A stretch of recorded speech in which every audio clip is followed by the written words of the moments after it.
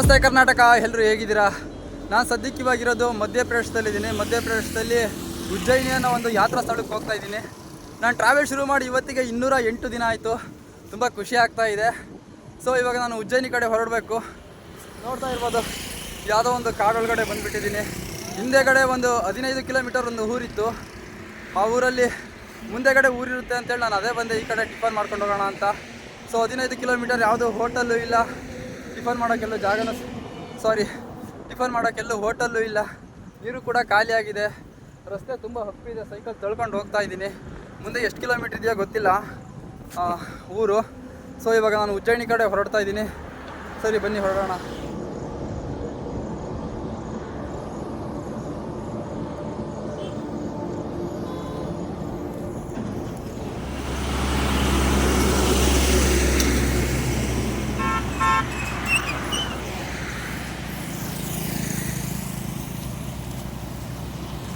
ಯಾವುದಾದ್ರೂ ಒಂದು ಊರು ಸಿಕ್ಕಿದ್ರೆ ಆ ಊರ ಹತ್ರ ಹೋಗಿ ಟಿಫನ್ ಮಾಡಬೇಕು, ನೀರು ಕುಡಿಬೇಕು.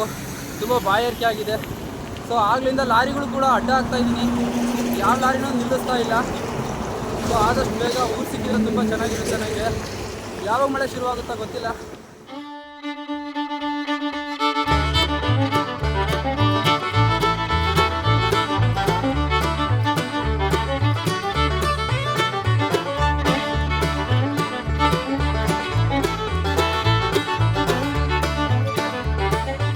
ಇಲ್ಲಿ ಯಾವುದೋ ಒಂದೆರಡು ಮನೆಗಳಿದ್ದಾವೆ. ತುಂಬ ಬಾಯಾರಿಕೆ ಆಗಿದೆ. ಸೊ ನೀರು ಕೇಳೋದಕ್ಕೆ ಹೋಗಬೇಕು. ನಂಗೆ ಭಾಷೆ ಬರೋದಿಲ್ಲ, ಯಾವ ಥರ ಕೇಳಬೇಕು ಗೊತ್ತಾಗ್ತಾ ಇಲ್ಲ.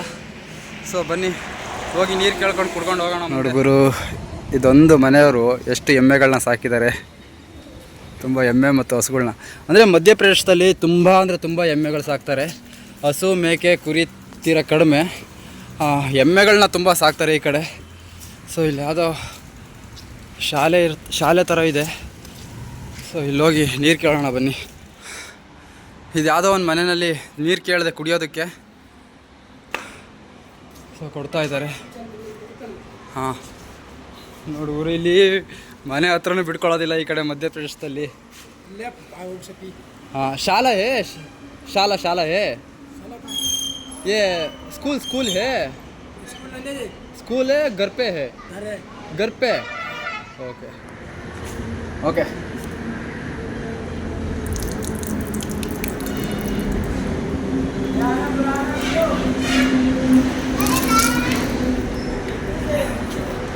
ಇಲ್ಲೆಲ್ಲ ಉತ್ತರ ಪ್ರದೇಶದಲ್ಲಿ ಮಧ್ಯಪ್ರದೇಶದಲ್ಲಿ ಕ್ಯಾಸ್ಟಿಸಮ್ ಇನ್ನೂ ತುಂಬ ಜಾಸ್ತಿ ಇದೆ. ಈ ಕಡೆ ನಾನು ನೋಡಿದ ಮಟ್ಟಿಗೆ ತೀರಾ ಕಡಿಮೆನೇ ಎಜುಕೇಟೆಡು. ಸೊ ಇವಾಗ ನೋಡಿದ್ರಲ್ಲ, ಇದೆಲ್ಲ ಜಾತಿ ಪದ್ಧತಿಯಿಂದ ಈ ಥರ ಮಾಡ್ತಿದ್ದಾರೆ. ಸೊ ಏನೂ ಮಾಡೋದಕ್ಕಾಗೋದಿಲ್ಲ. ಸರಿ ಬನ್ನಿ ಇವಾಗ ಮುಂದೆ ಹೊರಡೋಣ. ಯಾವುದೋ ಒಂದು ಜರಿ ಹರಿತಾ ಇದೆ. ಆ ಜರಿ ಹತ್ರ ಹೋಗಿ ನೀರು ಹಿಡ್ಕೊಂಡು ಕುಡ್ಕೊಂಡು ಹೋಗಬೇಕು.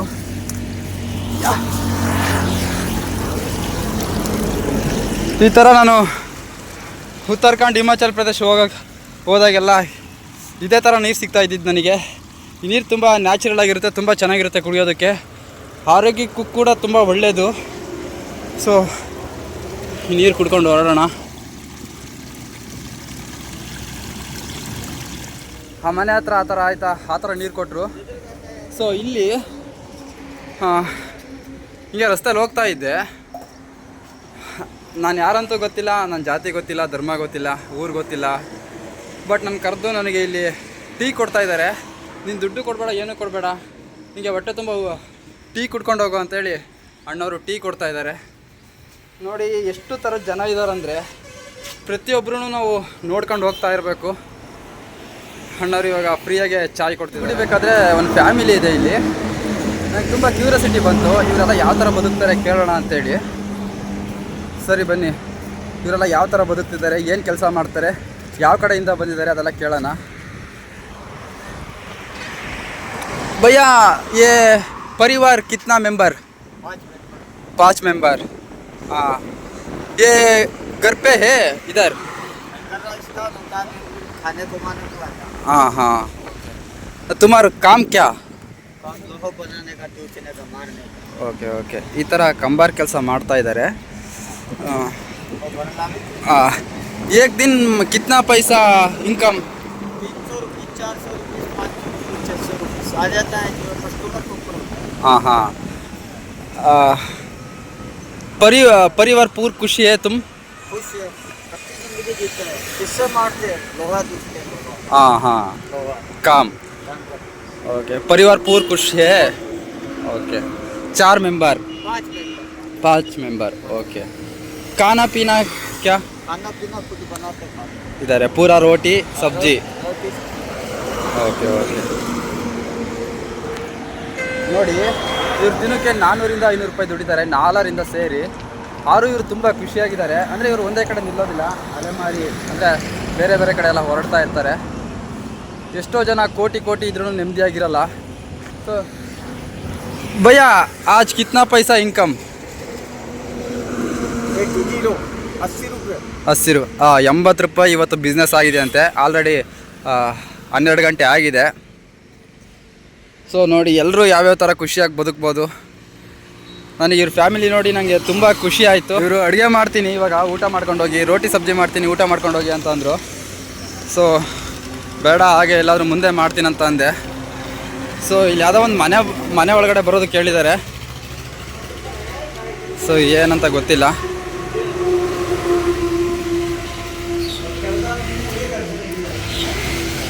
ये क्या बिल्डिंग, ये बिल्डिंग नाम क्या? हाँ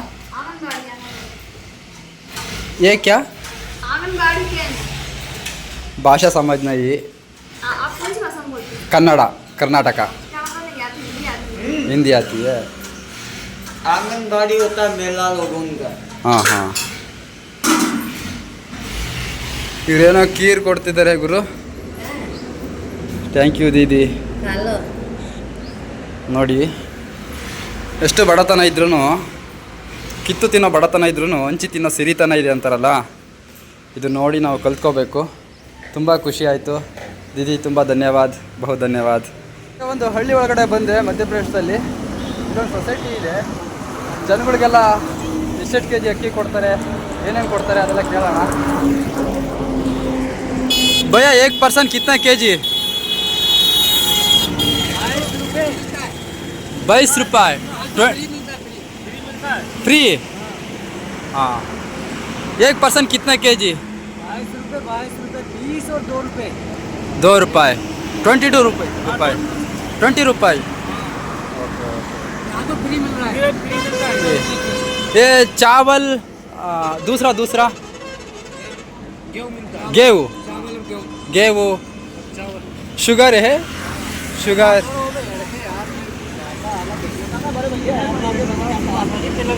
हाँ हाँ चावल फ्री मिलता है। हाँ चावल फ्री है, गेहूँ फ्री। हाँ ऑयल नहीं, ऑयल 1 केजी 1 ರೂಪಾಯಿ। ಓಕೆ ಓಕೆ ನೋಡಿರಿ ಈ ಕಡೆ ಎಲ್ಲ ಮಧ್ಯಪ್ರದೇಶದಲ್ಲಿ 1 ಕೆಜಿಗೆ 1 ರೂಪಾಯಿ ಅಂತೆ. ಸೊ ಜನ ಎಲ್ಲ ತಗೊಳ್ತಾ ಇದ್ದಾರೆ. ಆ ಕಡೆ ಎಲ್ಲ ವೆಯ್ಟ್ ಮಾಡ್ತಿದ್ದಾರೆ, ಈ ಕಡೆ ಹುಡುಗರೆಲ್ಲ ಬಂದು ನಿಂತ್ಕೊಂಡಿದ್ದಾರೆ. ನಾನು ಹಿಂಗೆ ರಸ್ತೆಯಲ್ಲಿ ಹೋಗ್ತಾ ಇರಬೇಕಾದ್ರೆ ಸೊಸೈಟಿ ಕಾಣ್ತು, ಇದ್ರ ಬಗ್ಗೆ ವಿಚಾರಿಸೋಣ ಅಂತ ಬಂದೆ. ಓಕೆ ಭಯ್ಯ ಬಹು ಧನ್ಯವಾದ, ಥ್ಯಾಂಕ್ ಯು. ತುಂಬ ಹಸುವಾಗಿದೆ, ನಾನು 0 ಮನಿ ಟ್ರಾವೆಲ್ ಮಾಡ್ತಾ ಇರೋದು. ಸೊ ಇಲ್ಲೊಂದು ಹೋಟೆಲ್ ಕಾಣ್ತು, ಇವ್ರ ಹತ್ರ ಊಟ ಕೇಳೋಣ ಇಲ್ಲ ನಾಷ್ಟ ಕೇಳೋಣ ಬನ್ನಿ. ಭಯ್ಯ ಮೇರಾ ಪಾಸ್ ಪೈಸಾ ನಹೀ, ಥೋಡಾ ನಾಷ್ಟ ಹೇ? ಹಾಂ ನಾಷ್ಟ ಇದೆಯಂತೆ. ಓಕೆ ಭಯ್ಯ ಥೋಡಾ ನಾಷ್ಟ ಅದು ನೋಡಿ ಫ್ರೀಯಾಗೆ ಸಮೋಸ ಕೊಡ್ತಿದ್ದಾರೆ. ಥ್ಯಾಂಕ್ ಯು ಭಯ್ಯ ಬಹು ಧನ್ಯವಾದ.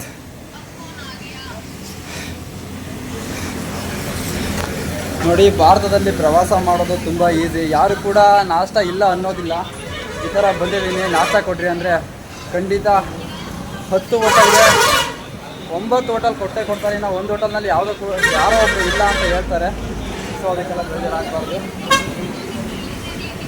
ಓಕೆ ಭಯ್ಯ ಬಹು ಧನ್ಯವಾದ. ಇವತ್ತಿನ ನಾಷ್ಟ 2 samosa, tomato sauce, chilli sauce ತಿನ್ಕೊಂಡು ಹಾಗೆ ಮುಂದೆ ಹೋಗೋಣ. ಟೈಮ್ 2 ಗಂಟೆ ಆಗಿದೆ, ಮಳೆ ಶುರುವಾಯಿತು. ಮಳೆ ಬಂದರೂ ಪರವಾಗಿಲ್ಲ, ಎದುರುಗಾಡಿ ತುಂಬಾ ಇದೆ. ಸೈಕಲ್ ಮುಂದಕ್ಕೆ ಹೋಗ್ತಾ ಇಲ್ಲ, ಎಷ್ಟೇ ಪ್ರೆಸರ್ ಆಗಿ ತುಳಿದ್ರು ಮುಂದಕ್ಕೆ ಹೋಗ್ತಾ ಇಲ್ಲ. ಇವತ್ತೊಂದು 50ರಿಂದ 60 ಕಿಲೋಮೀಟ್ರ್ ಅಷ್ಟೇ ರೈಡ್ ಮಾಡಿರೋದು. ಈ ಕಡೆ ಸಿಕ್ಕಾಪಟ್ಟೆ ಗಾಳಿ ಇದೆ, ಮುಂದಕ್ಕೆ ಹೋಗ್ತಾ ಇಲ್ಲ ಸೈಕಲ್ಲು. ಸೊ ಹಾಗೆ ಎಲ್ಲಾದರೂ ಮುಂದೆಗಡೆ ಹೋಗಬೇಕು. ಇವಾಗ ಎಲ್ಲಾದರೂ ಸ್ಟೇ ನೋಡಬೇಕು. ಸೊ ಮಳೆ ಶುರುವಾದರೆ ಏನು ಮಾಡಬೇಕು ಗೊತ್ತಾಗ್ತಾ ಇಲ್ಲ. ಸರಿ ಬನ್ನಿ ಹೊರಡೋಣ. ಇಲ್ಲಿ ಒಂದು ಹನುಮಾನ್ ಮಂದಿರ ಇದೆ. ಸೊ ಇಲ್ಲಿ ಪ್ರಸಾದ ವ್ಯವಸ್ಥೆ ಇರ್ಬೋದು ಅನಿಸುತ್ತೆ, ಯಾಕಂದರೆ ಇಲ್ಲಿ ಬಂದಿರೋರೆಲ್ಲ ಯಾತ್ರಿಗಳೇ ಇದ್ದಾರೆ. ಬಟ್ ಸೈಕಲ್ ಯಾತ್ರೆ ಮಾಡ್ತಿದ್ದಾರೆ ತುಂಬ ಜನ. ಇಲ್ಲಿ ಪ್ರಸಾದ ಇದ್ದರೆ ಇರ್ಬೋದು, ಕೇಳೋಣ ಬನ್ನಿ ಒಳಗಡೆ ಹೋಗಿ.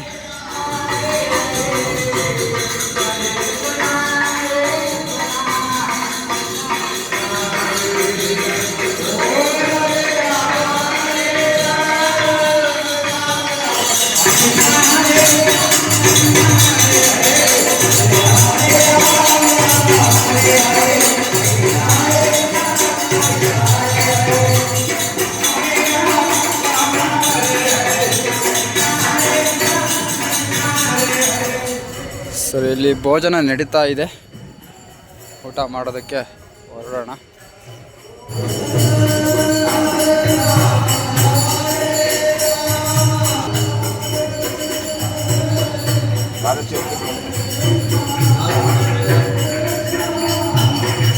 ಈ ಹನುಮಾನ್ ಮಂದಿರಲ್ಲಿ ಭೋಜನ ಎಲ್ಲ ಆಯಿತು, ತುಂಬ ಚೆನ್ನಾಗಿತ್ತು. ಪೂರಿ ಮತ್ತು ಸಾಗು ಕೊಟ್ಟರು, ಹೊಟ್ಟೆ ತುಂಬ ಊಟ ಮಾಡಿದೆ.